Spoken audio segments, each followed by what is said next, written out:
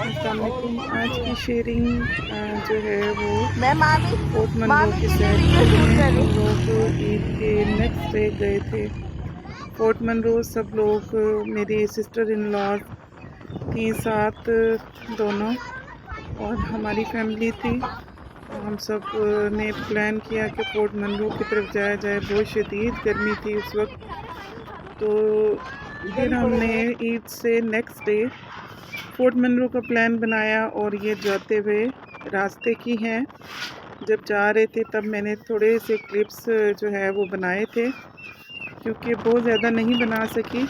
बच्चे, मेरी छोटी बेटी भी बार बार कह रही थी मम्मा मोबाइल गिर जाएगा आपका, मम्मा मोबाइल। तो मुझे ऐसी आ रही थी, मैंने कहा बेटा नहीं गिरता। तो मेरी सिस्टर इन लॉ भी कह रही थी कि ऐसा ना हो, क्योंकि बहुत सारे लोगों के मोबाइल गिर जाते हैं, क्योंकि मैं गाड़ी के अंदर ही बैठे बना रही थी।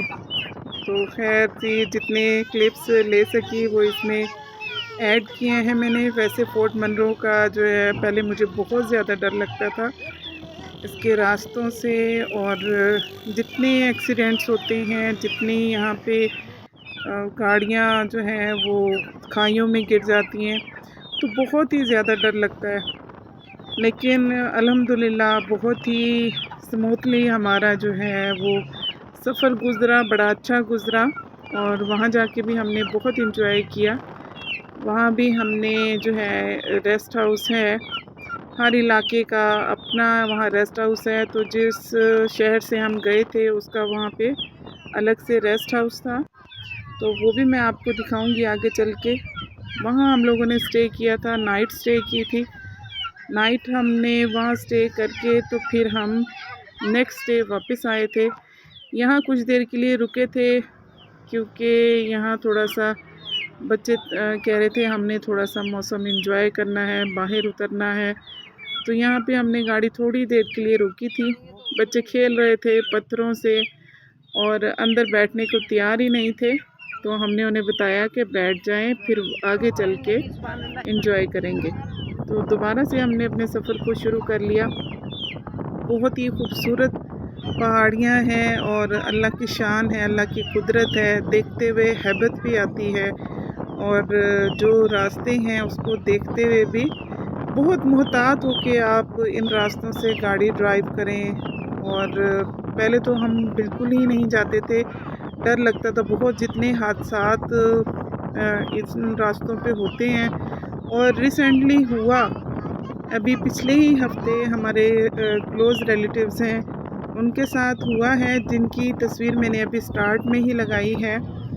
तो उनकी फैमिली भी अपनी 2 गाड़ियों में वो लोग गए थे, 2-3 गाड़ियाँ थी। तो 1-2 गाड़ी तो आगे थी, लेकिन जिसमें ज़्यादा लोग थे वो गाड़ी उनकी जो है वहाँ खाई में गिर गई। और नौजवान भाई थे हमारे जो रिलेटिव्स में हैं, और उनकी मौके पे ही डेथ हो गई। और उनकी मिसेस की भी काफ़ी इंजरीज़ हुई हैं, छोटे बच्चों को काफ़ी इंजरीज़ हुई हैं। बहुत सारे लोग हॉस्पिटल में थे, एक ख़ातून की मौके पे डेथ हो गई। तो जब इस तरह के हादसात को देखते और सुनते हैं तो फिर तो बहुत ही दिल को डर लगता है और बहुत परेशानी होती है। लेकिन जब सब लोग हों साथ, फिर थोड़ा हौसला और क्या कहें कि एंजॉयमेंट भी होती है।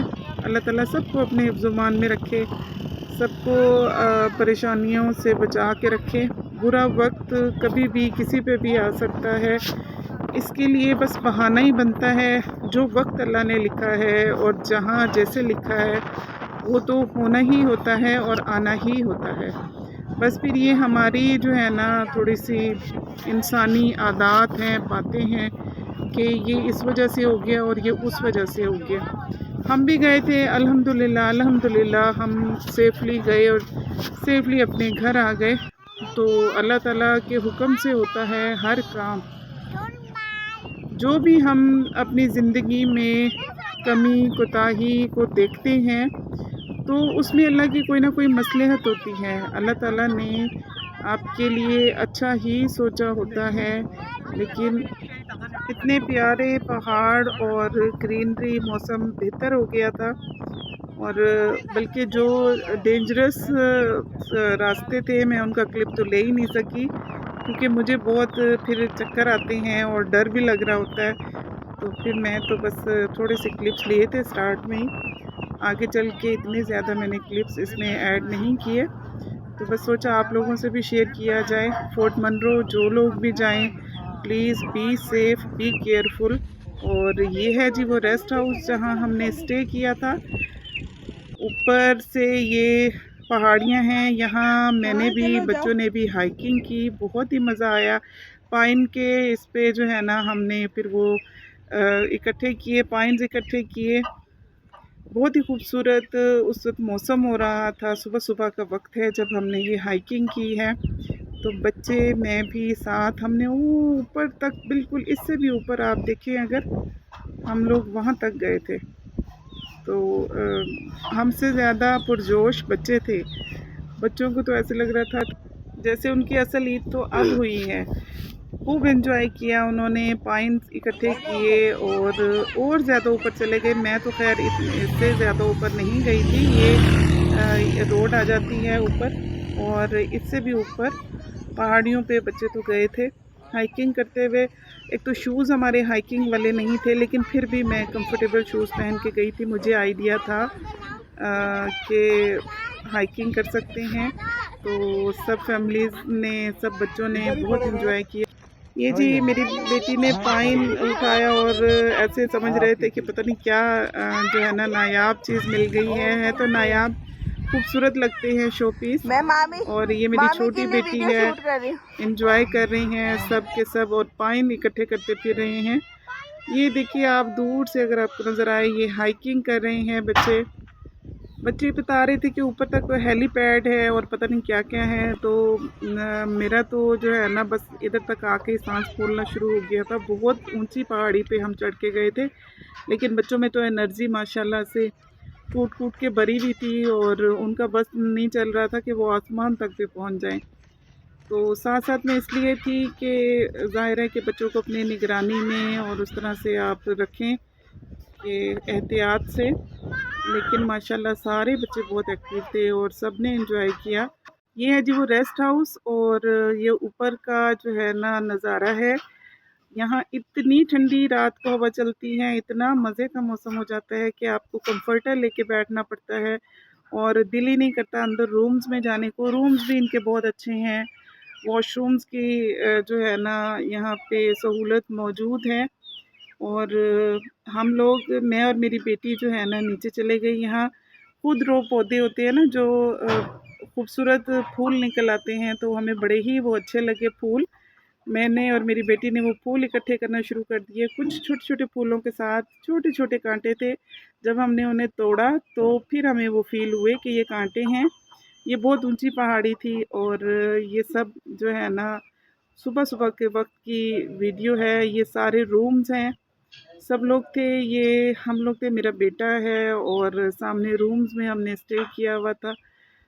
तो बहुत ही मज़ा आया सुबह का, और शाम का जो यहाँ टाइम है ना वो तो औसम है, औसम। बहुत ही मज़ा आया। फिर हमने वहाँ पे चाय भी बना के पी। तो चाय मैं आपको इसमें दिखाऊंगी कि, लेकिन वो है घर की, क्योंकि वहाँ भी हमने घर में बस जैसे बर्तन में मिली तो हमने उस वक्त चाय बनाई थी। वो मैं इसमें ऐड करूँगी, क्योंकि ऐसे ही हमने वहाँ पे चाय बनाई थी रेस्ट हाउस में जहाँ हम लोग ठहरे थे। तो इस जगह पे कोई भी जाना चाहे तो रिकमेंड करते हैं। लेकिन ये है कि आप अगर यहाँ जाके खाना पकाएं और ख़ुद मतलब पका के, तो ज़्यादा आप इंजॉय कर सकते हैं। जैसे हम अपनी चाय का सामान ले गए थे, चूल्हा ले गए थे, और खैर वहाँ पे जो मेरे नंदोई हैं उनका काफ़ी ताल्लुक़ था, और उन्होंने हर चीज़ ही मिल गई थी हमें। कोई भी ऐसी चीज़ नहीं थी जो हमें ना मिली हो। तो इस तरह से हमने वहाँ चाय बनाई थी। इसमें मैंने चाय का क्लिप ऐड किया है। दूध हमने साशे वाले लिए थे, और इसी तरह से बर्तन भी बस जो मिला उसमें ही हमने जो है ना चाय बना ली।